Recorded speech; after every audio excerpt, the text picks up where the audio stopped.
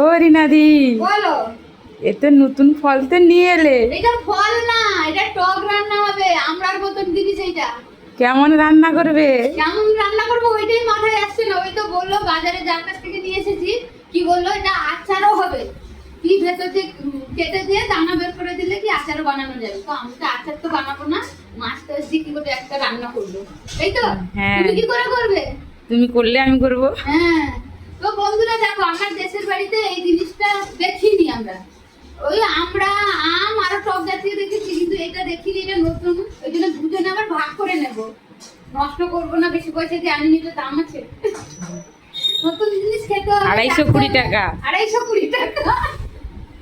তো দুজনে রান্না করবো বন্ধুরা, বলবে এটা কেমন রান্না হয়, আর এর নামটা কি একটু বলবে কমেন্টে। দেখো জিনিসটাকে কত সুন্দর দেখতে, রংটা সুন্দর লাগছে কি? দুজনের হয়ে যাবে তরকারি।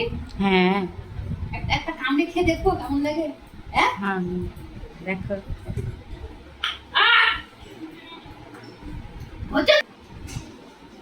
প্রচন্ড টক।